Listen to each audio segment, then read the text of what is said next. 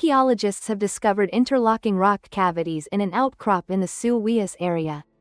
It is possible that this was the original source of the blue stones used to build the famous megalithic structure, the stone circle of Stonehenge. This suggests that these stones may have been quarried 500 years before they were erected into the famous stone circle. Today, it still stands tall in the county of Wysey, England.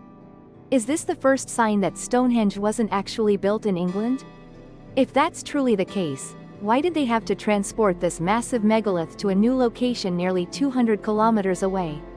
Stonehenge is one of the most mysterious sites in the world. To this day, it remains impossible to determine who created those massive stone blocks or what their purpose was. Originally, the structure was built with a circle of 30 upright standing stones. Each block weighs approximately 25 tons and is connected to the others by horizontal beams. Inside the circle, there are 5 pairs of stone blocks, each with a horizontal bar on top. For centuries, historians and archaeologists have been puzzled by the mysteries of Stonehenge. According to researchers' estimates, this prehistoric structure was built over a span of 1,500 years by people from the Neolithic period. At the quarries, people carve out large stone blocks, then transport them by river or road to the construction site. There, the rocks are buried 1 meter deep in the ground. The rocks here consist of 2 types: solid stone blocks used to construct the outer ring of the structure. The inner circle of Stonehenge is made up of bluestones, a softer type of rock quarried from coal seams and transported to the construction site. The researchers stated that these bluestones were quarried from Pressley Mountain, approximately 200 kilometers from the Stonehenge monument. Just think about it, our ancestors, with only ropes and wooden poles, had to expend immense effort and even risk their lives to move those colossal stone blocks. The remarkable thing is that this impressive discovery suggests the ancient stone structure of Stonehenge may have originally been erected in Wales. Afterward, the structure was dismantled, transported, and reassembled on the Salisbury Plain in Wiltshire. This is the result of a collaborative project between the University of London and universities in Manchester, Wenham Mount, and Southampton. Several universities have collaborated to analyze and survey the Pressley fault-type quarries in Wales. Blue stone, no longer originating from the Salisbury Plain Plateau. The name of this stone originates from its containing dolerite grains, a type of igneous rock that appears blue when fractured. Just like the tiny panspat grains and other minerals in the molten mixture, these rock slabs were formed from various geological eras long ago. Nearly a century ago, in 1923, the renowned petrologist Herbert Thomas identified the origin of this stone as the Pressley Mountain Range.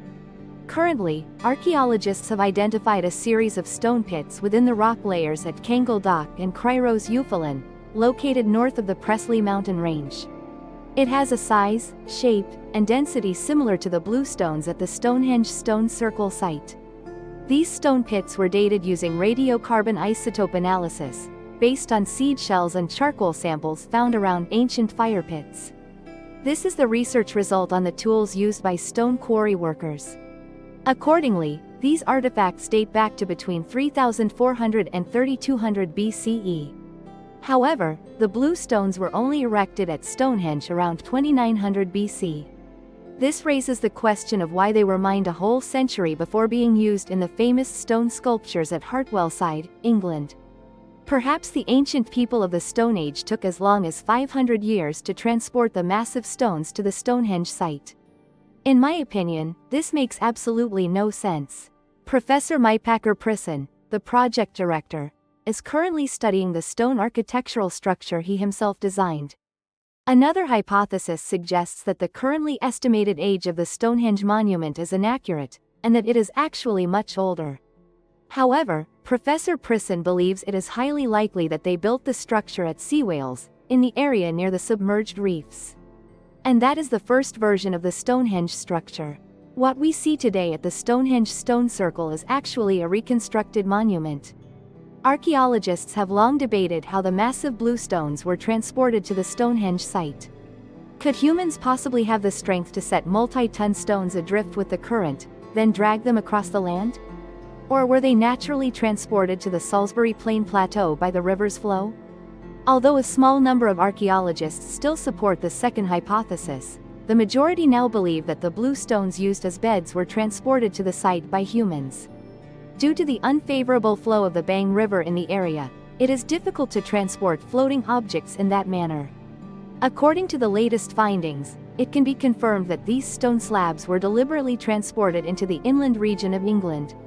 While many modern studies agree that Stonehenge was once a burial site, they have yet to determine what other purposes it may have served.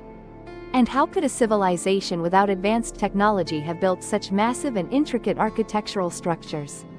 The construction of this structure becomes even more perplexing as the sarsen stones in the outer ring originate from local quarries.